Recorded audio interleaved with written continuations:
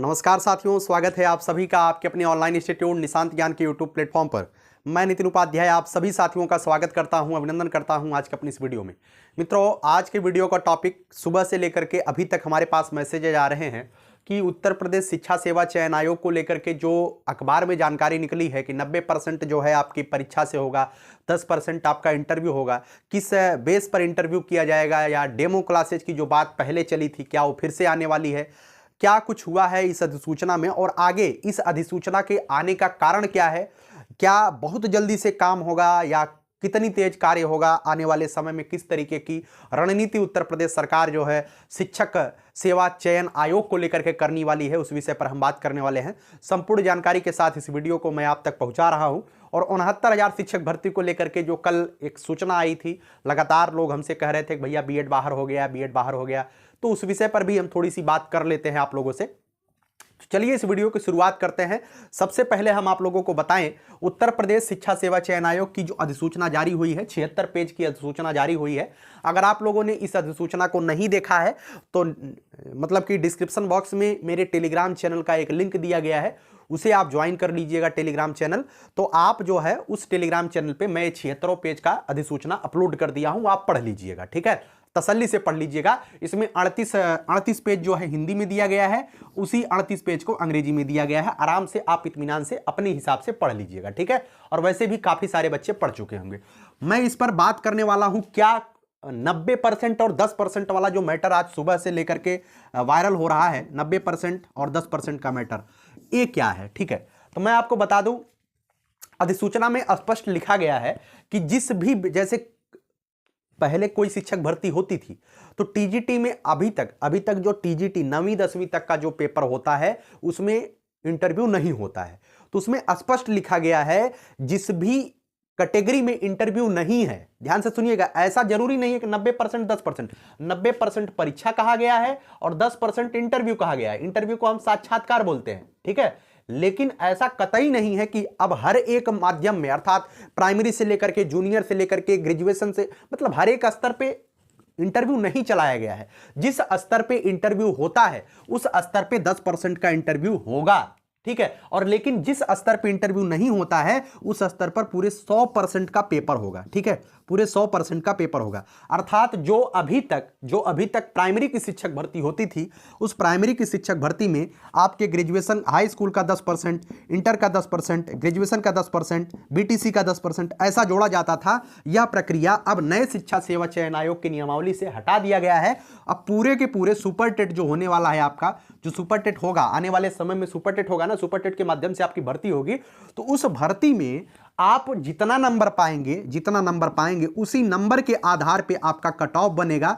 अब कोई दिक्कत नहीं है, कोई हाई स्कूल में 50% पा करके बीटीसी कर रहा है या इंटर में जो है 50% पा करके मतलब कि यहां पे आया है, अब कोई दिक्कत नहीं है। अब सबके लिए फायदा हो गया है। जो बच्चा पढ़ाई करेगा, योग्यता को वरीयता देने के आधार पर, योग्यता को वरीयता देने के कारण ऐसा किया गया है। अभी आप बीपीएससी जो टीआरई चल रही है उसमें भी आप लोगों ने देखा कि एकेडमिक से कोई मतलब नहीं है। जिस बच्चे ने जितना बेहतरीन स्कोर किया है उसका उतनी जल्दी नियुक्ति हो जा रही है, काम खत्म हो जाता है, ठीक है। और कहीं ना कहीं यह चीजें जो है सही भी हैं। जो बच्चा मेहनत करेगा निश्चित तौर पे अब वो टीचर बनेगा। कभी भी उसके एकेडमिक जो है, अर्थात हाई स्कूल में गलती से उसका पेपर अच्छा नहीं गया और वो 60% नंबर पा करके बहुत पीछे चला जाता था, लेकिन अब ऐसी कोई स्थिति नहीं होने वाली, ठीक है। तो प्राइमरी में इंटरव्यू नहीं होगा, ठीक है, ना ही प्राइमरी में इंटरव्यू होगा, ना ही जूनियर में इंटरव्यू होगा, ना ही आपके टीजीटी स्तर पे इंटरव्यू होगा। जो इंटरव्यू होता है भैया ना, जहां तक अभी इंटरव्यू हो रहा है वहां पे इंटरव्यू की बात की गई है, ना कि हर एक सेक्शन में इंटरव्यू की बात की गई है। इस बात को ध्यान रखिएगा, ठीक है। तो उम्मीद करता हूं इतना तो आप समझ गए हैं कि अधिसूचना में क्या हो रहा है।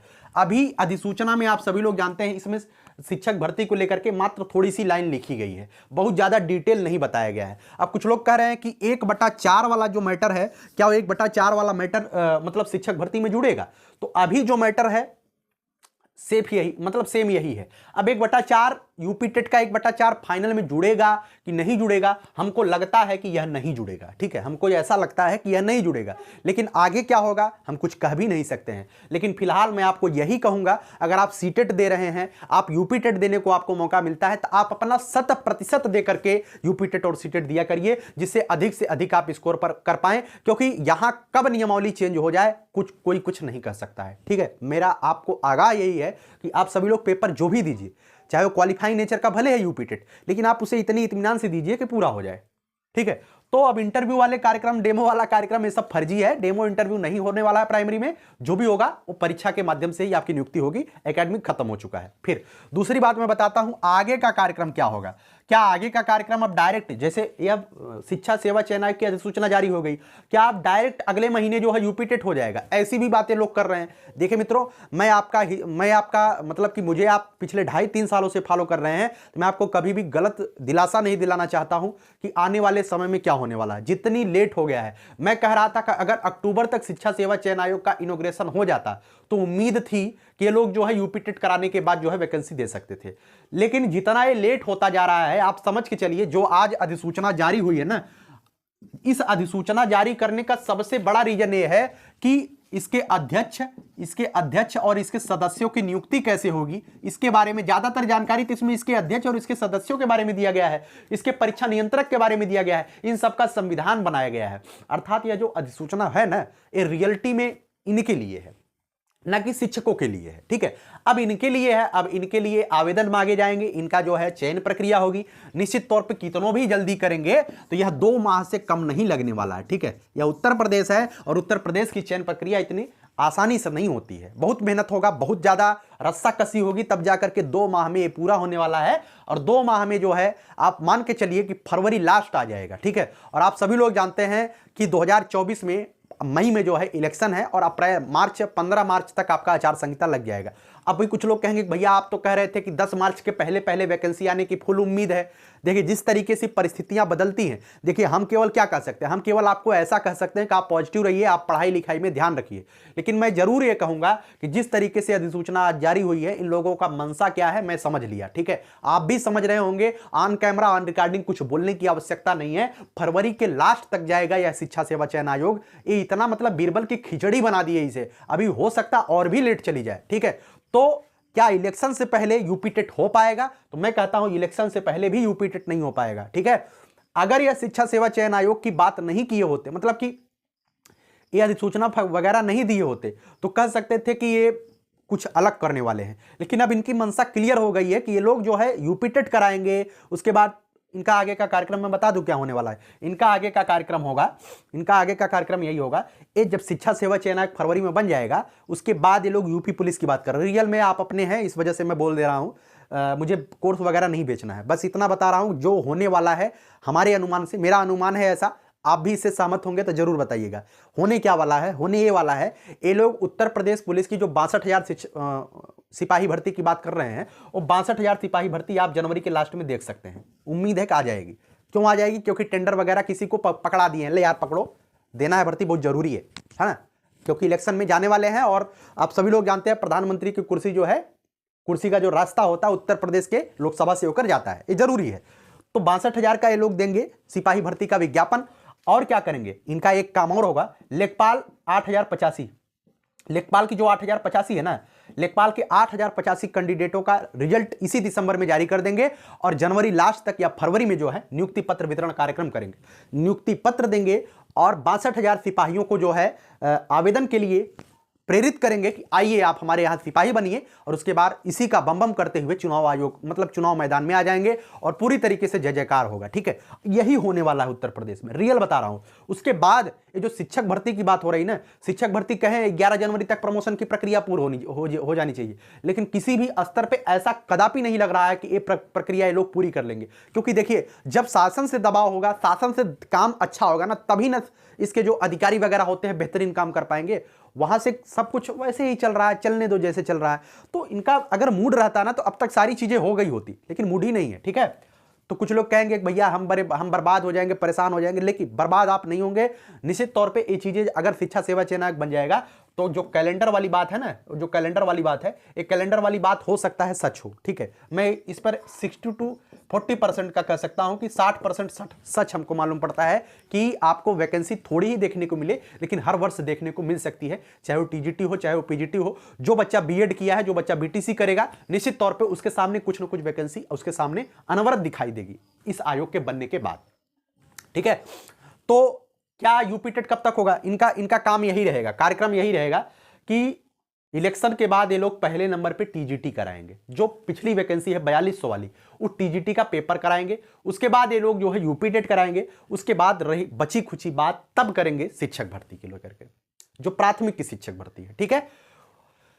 इस पर आप लोग परेशान मत होइएगा, जो सत्यता है उस सत्यता को मैं रूबरू करा रहा हूं, क्योंकि परिस्थितियां बदल रही हैं और इस परिस्थितियों के बीच मुझे भी अपनी बात को रखने को लिए, मतलब यार कितना देर तक हम कहेंगे कि नहीं वैकेंसी आ जाएगी, आप पढ़ाई करिए। मैं ये जरूर कर रहा हूं, आप पढ़ाई करिए, पढ़ाई मत छोड़िएगा। जिस तरीके की आयोग बन रहा है, जिस तरीके की स्थिति पूरे प्रदेशों में आप देख रहे हैं ना, विद इन 60 डेज आपका पेपर हो जाएगा और पेपर बेहतरीन आपका जाए। इसके लिए जरूरी यह है कि लगातार अनवरतता से आप पढ़ाई करते रहिए, ठीक है। आपका बीटीसी ही होगा, बीटीसी के ही बच्चे बैठेंगे इसमें, लेकिन फिर भी कम से कम 8 से 10 लाख की कैंडिडेट की भीड़ रहेगी उत्तर प्रदेश में, इस बात को ध्यान रखिएगा, ठीक है ना। चलिए आगे मैं बात करता हूं 69,000 शिक्षक भर्ती प्रकरण को लेकर के, जो कल एक मतलब कि एक इलाहाबाद हाईकोर्ट का मैटर जो है वायरल हो रहा था, और उसमें जो बड़े बड़े लोग थे, हम भी अपने व्हाट्सएप पे डाले थे।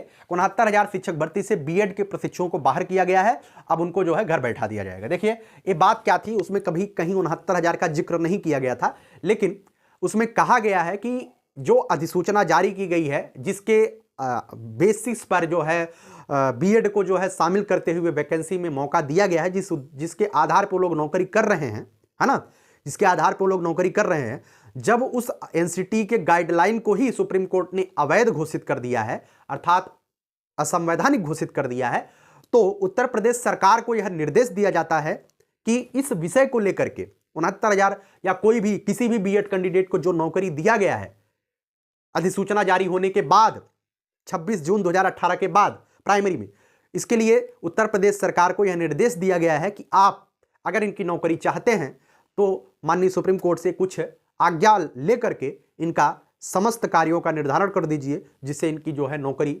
आजीवन सुरक्षित रहे, ऐसा कहा गया है। अब आगे क्या होता है, अभी फिलहाल ये नहीं कहा गया है 69,000 शिक्षक भर्ती से बीएड को बाहर किया जा रहा है, लेकिन कहीं ना कहीं एक धारदार तलवार आपको इनके नौकरी पर दिखाई दे सकती है। और मैं चाहता हूं ऐसा ना हो, लेकिन फिर भी जो चीज़ें गलत होती हैं, जो कानून के नज़रिए से थोड़ी सी दिक्कत होती है, उसे कानून कभी भी मानवीयता के दृष्टिकोण से नहीं देखता है। आप सभी लोग जानते हैं 1,37,500 शिक्षा मित्र जो है 2.5 साल नौकरी करने के बाद एक झटके में 25 जुलाई 2017 को बाहर कर दिया जाता है। मानवीयता के और भावनाओं के आधार पर कोर्ट नहीं चलते हैं, कोर्ट जो है नियमों के आधार पर चलते हैं। अगर नियम के तौर पर गलत होगा तो निश्चित तौर पर बाहर होंगे, और अगर सरकार जो है इनके लिए बेहतर सोचेगी तो निश्चित तौर पे वो बाहर नहीं होंगे, क्योंकि कहीं ना कहीं आप जानते हैं इलेक्शन आने वाला है, तो ऐसा नहीं होने वाला है फिलहाल, लेकिन आने वाले समय में कुछ भी हो सकता है। इसके लिए जरूरी ये है कि सरकार जो है सुप्रीम कोर्ट से कुछ न कुछ मतलब कि आदेश लेकर के इनको नौकरी को सुरक्षित रखने का प्रयास करे, मेरे कहने पर थोड़ी करेंगे। यही सब जानकारी थी आपके बीच जो मैं आपको दे रहा हूँ, ठीक है। और जो कार्यक्रम है आगे आने वाले समय में वो भी मैं आपको बता दिया हूँ। अब बिहार शिक्षक भर्ती को लेकर के कुछ लोग बात कर रहे हैं, भैया बिहार वाली शिक्षक भर्ती अगस्त में आ जाएगी, 100% आ जाएगी। तो मैं बता दूं बिहार की जो शिक्षक भर्ती, अगली भर्ती लगभग 70-80 हज़ार की आने वाली है, जो प्राथमिक शिक्षक भर्ती होगी, और वो प्राथमिक शिक्षक भर्ती आपकी अगस्त से लेकर के सितंबर के महीने में आने वाली है, और इसका परीक्षा जो है अक्टूबर-नवंबर में होगा। तो कुछ बच्चों का बैक लगा है, वो लोग बहुत ज़्यादा परेशान है, हम बर्बाद हो जाएंगे, ठीक है। जैसे प्रथम सेमेस्टर में किसी का बैक लगा है, बैक के बाद बैक लग गया है, वो परेशान है। देखिए मैं आपको बता दूं, परेशान बिल्कुल मत होइए, शिक्षक भर्ती दूर दूर तक अब नहीं दिखाई दे रही है, मुझे भी पता है, आपको भी पता है, सबको पता है। और बिहार शिक्षक भर्ती की जो रही बात ना, बिहार शिक्षक भर्ती आपके अगस्त लास्ट तक आएगा, और तब तक आपके जो है प्रथम सेमेस्टर का अगर पेपर होगा उसका रिजल्ट भी आ चुका होगा। वो जो भी होगा वह अच्छा होगा, भगवान के ऊपर भरोसा रखिए, हमारे ऊपर भरोसा करिए, ठीक है, मेरे ऊपर भरोसा करिए। मैं बिल्कुल आपके साथ हूं, आपके लिए अनवरत काम करता रहूंगा इसी तरीके से लगातार, ठीक है।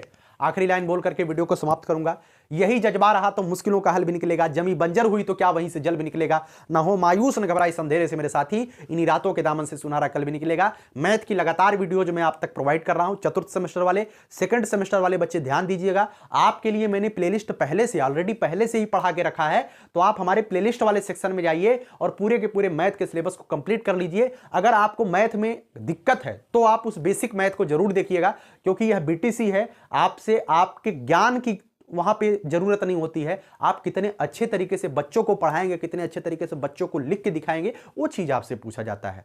और मेरे वीडियोज में यही चीजें होती हैं, बेसिक चीजों को कैसे क्लियर करके बच्चों तक डिराइव किया जाए जिससे आप एक बेहतर शिक्षक का निर्माण कर पाए। ठीक है, और यही आपसे मांगा भी जाता है आपके प्रशिक्षण के दौरान। ठीक है, चलिए, पूरी जानकारी यही थी। और शाम के टाइम जो है वीडियो जाएगा और मतलब कि आपके मैथ्स विषय को लेकर के, और जो कुछ भी जानकारी होती है मैं आप तक शेयर करता रहूंगा। ठीक है, चलिए, बहुत बहुत धन्यवाद। Love you all.